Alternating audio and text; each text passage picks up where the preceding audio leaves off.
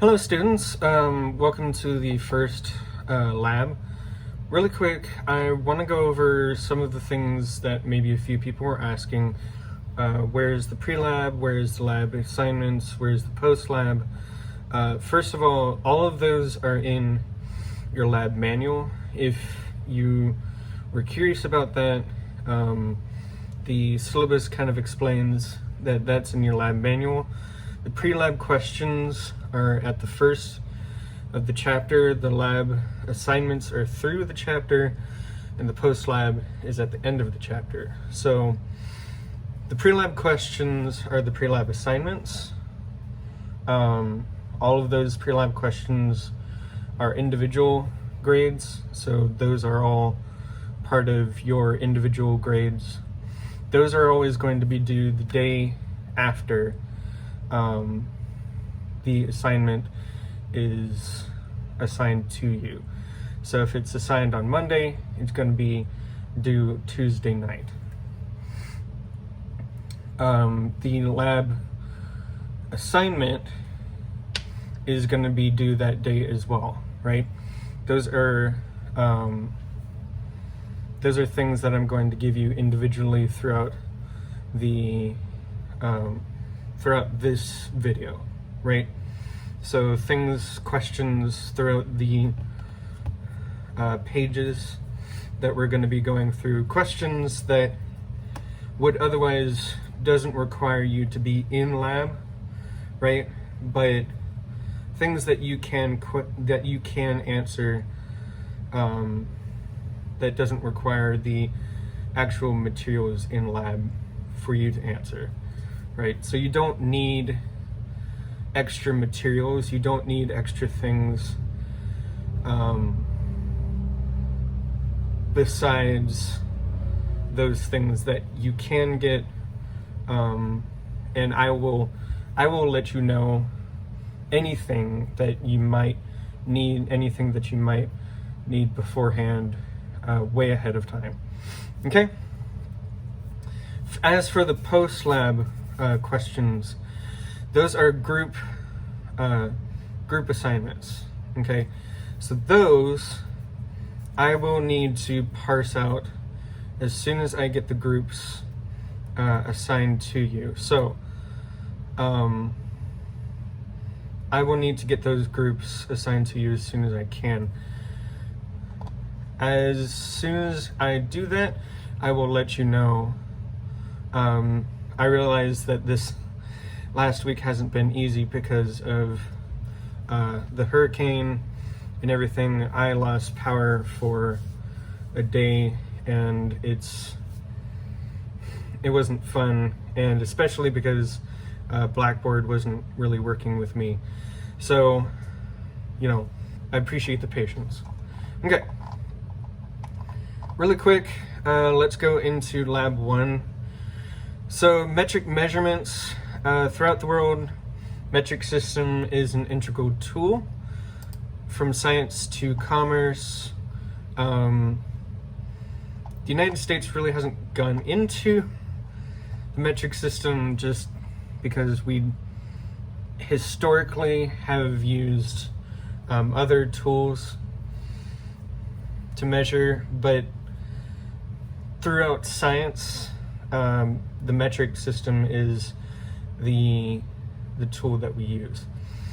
So in the metric system, we use length in meters, weight in grams, volume in liters, and then temperature in Celsius, right? So all of these, except I guess temperature, has prefixes, right?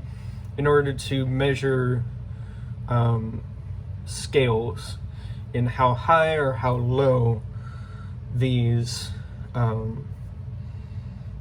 powers of 10 can increase or powers of 10 can decrease, the amount of those measurements can go. So you can have a regular meter, right, where you just have 1 meter, or you can have a kilometer, right, where it's 1,000 meters long, or a megameter where that is 1,000 of those kilometers. Where if you go down, you have a decimeter, right? A decimeter is to the power of 10 less, right? So 10 decimeters equals a meter. Whereas a centimeter is 100 centimeters equals a meter. So if you have 100 separate centimeters, if you split up a meter into 100 pieces, that's 1 centimeter per piece. And then 1,000 millimeters equals a meter, and then so on and so forth as you go down. And this compares to the unit conversions. There's no real value between these, okay? So these aren't measured by equivalence. These aren't measured by any straight value where it's precise and accurate, right? So if you say that 128 fluid ounces equals 4 quarts, right? You can say that 128 fluid ounces, that's a pretty off measurement, right? As opposed to, let's say, 100. Right, you can split 100 into 50, you can split 100 into 25, you can split 100 into equal parts. If you split 128, that's kind of unequal parts if you split that. Well, if you split 4 quarts, that's kind of equal parts. Right, but what is a quart? How do you measure a quart? Well, you take a measuring cup, right? But how accurate is a measuring cup as opposed to, let's say, a graduated cylinder? How accurate is a gallon as opposed to a graduated cylinder, right? So these are things that you kind of have to think of as opposed to the metric system, as opposed to the system of measurements when it comes to scientific methods, when it comes to the measurements that sciences use, like maybe between eyeballing it versus actually precisely and accurately measuring it. So other unit conversions, you have like a yard between feet, or like 36 inches. Yeah, these can be split up, but it's not very accurate. Or a year between 12 months, 365 days, but you know, you're not gonna change the year into metric systems. You're not gonna change time into metric systems. It's not gonna work that way. As opposed to metric unit conversions, where you can change that by a power of 10, right? So 1 meter equals 10 decimeters equals 100 centimeters equals 1,000 millimeters equals a million micrometers, you know, so far. That's all by powers of 10. So let's say 1 meter equals 1 meter, right? That's 10 to the power of 10, or 10 times 10 to the power of 0, right? 10 times 10 to the power of 0 is 10 times 1. Or 10 times, well, 10 times 0, that would equal 10, that would be 1, right? Okay, so then 1 meter equals 10 decimeters. That's 10 times 10 equals 10, right? 10 times 10 to the power of 1, that would be 10.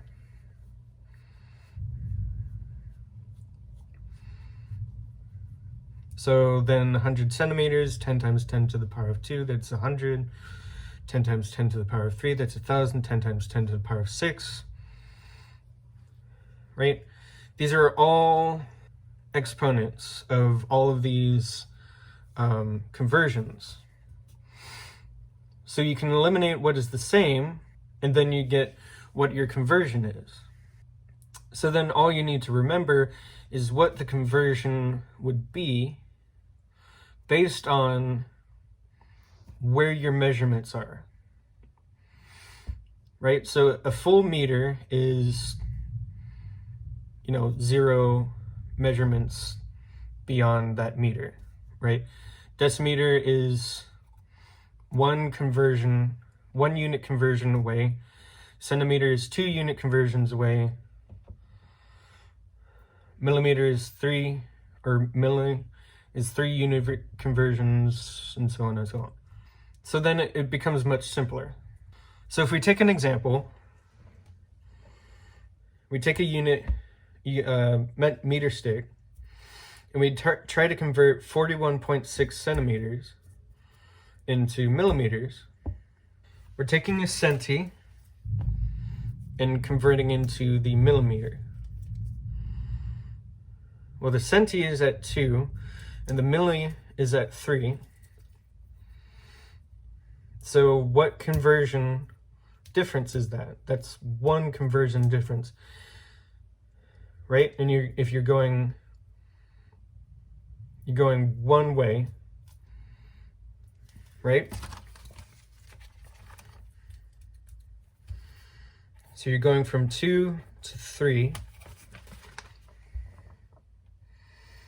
right? So 41.6 centimeters. And you want to look where that decimal is. 2 to 3.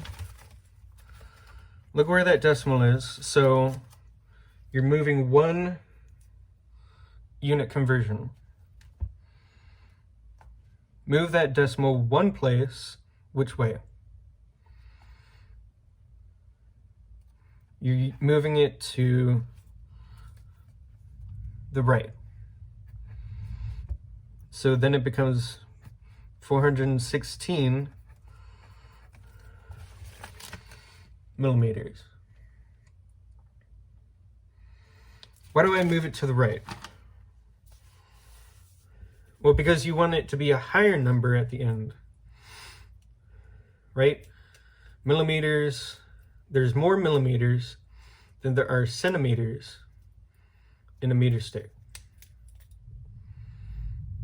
By the end, you want there to be more millimeters than centimeters in a meter stick, right? It's not going to be 4.16 millimeters. All right, so the next one, we're looking at 2.5 meters going into centimeters. So what's the difference here? So meters starts at 0, and centimeters is at 2 unit conversions. Right? So that's 2 places that you have to move. And which place are you moving? Which way are you moving? You have to move 2 places right. Right? And so 2.5 goes to 250. Now you were going from millimeters to centimeters.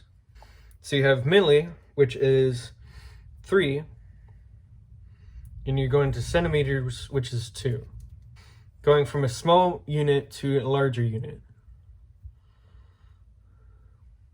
So this way you're going left. So 3 to 2, that's 1 place to the left. If you want to think about it this way, if you're going to the left, you can say that's -1, right? So 361 turns into 36.1 centimeters. Temperature conversions. We're not going to go into how these temperatures convert. We're not going to go into the formulas or anything. The basic thing here I want you to know, and this is one of your questions, one of your lab assignment questions.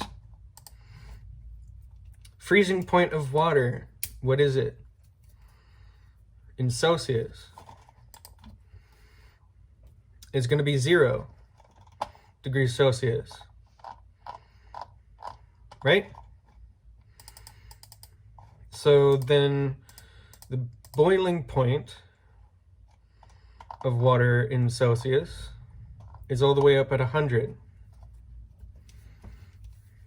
right? So it goes from 0 to 100. That's the good thing about Celsius. That's a good thing about metric measurements. It always points out, you know, where the ends are. It always is at that 0 point. Now Fahrenheit, on the other hand, where's the freezing point? That's at 32. It's a little bit harder to know where that is. And then the boiling point is that's at 212. Weight conversions. So when you're reading a triple beam balance, you're going to read the middle bar first, the largest conversion, or the largest weight on the bar. And then you're going to read the second largest weight.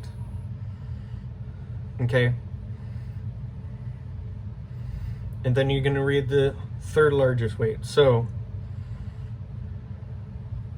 most of them are going to be at the end, or what you're going to want to do is put them all the way at the end. You're going to read where the first largest weight goes, right? Read where the second largest weight goes and see where that balance is. And then read where the third largest weight goes. So it's usually middle, rear, and then front. And that's how it balances itself. So if you were to read these, and then you get a certain amount of grams, and say 373.4 grams, and if you want to convert that into milligrams, how would you do that? Well, grams, you know, is at 0, and milligrams is at 3, right? So grams, milligrams, you want to convert that, that's 3 places to the right.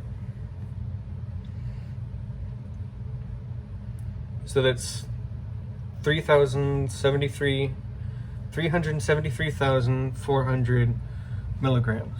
Okay, when we get into volume, usually what we have is called a graduated cylinder. Now, this graduated cylinder is very precise when it comes to volume measurements because it has a long tube and it keeps the volume at a specific level. Now, what happens with the volume is that those graduated cylinders are polar on either end. Okay, what else is polar is the volume, is the liquid on the inside. Usually the liquid has water or something, so polar sticks to polar. Okay, so when polar sticks to polar, it creates this sort of indent in the center.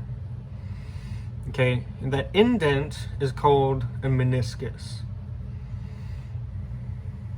All right, and that indent is what you're going to be looking at. You're going to be looking at the bottom of the meniscus because the stickiness on the outside, what's called adhesion, is not what you want to see. Okay, you want to see that bottom of the meniscus, because that's the true top of your volume. You read the bottom of the meniscus, right? Let's say you see 32 milliliters, but you're going to convert that into liters, because what you're pouring it into is another jug full of liters,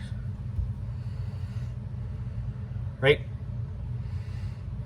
You're going from a small number to a large number. So if you're going from a small number to a large number, you're going left. So that decimal place must move left. That's 3 numbers. That's 1, 2, 3, right? So that's 0.032 liters. So how would you find the maximum volume of water the test tube can hold? Read through and try to answer that question. Also, you can kind of answer this one. Could you have measured it accurately with a graduated cylinder? Probably. Maybe not. Explain why or why not. I would suggest going through these metric measurements. There are answers on the next slide, but I would make sure that you understand how to do metric measurements, how to do metric conversions, okay? Because these are going to be on your practical coming up, okay? Your next practical. All right? Make sure that you can do them accurately. So the lab practicals, since we're not actually in lab, you're not going to be required to measure anything. You will need to know how to convert the measurements. Okay, these pre and post labs are good resources to know what's on the questions on the exam. Okay, so know how to study the post lab questions, how to study the pre lab questions, and please go through the lab manual, because a lot of these questions are on the lab practicals as they come through. Okay. All right, if you have any more questions, please let me know. I will be setting up your groups soon. All right, and also the groups themselves, I will try to send emails out, but most of group interactions at first will be through the discussion group on Blackboard. Okay, so you will need to probably get your information through the discussion groups. That will be on the side near course content. Okay, you probably will need to get your email information on the discussion group so that you can get contact information. Once you can get your contact information, then you can start discussing through email how to do your post-lab review questions and how to start doing some stuff to get ready for your projects and everything. Okay? All right, I will see you later.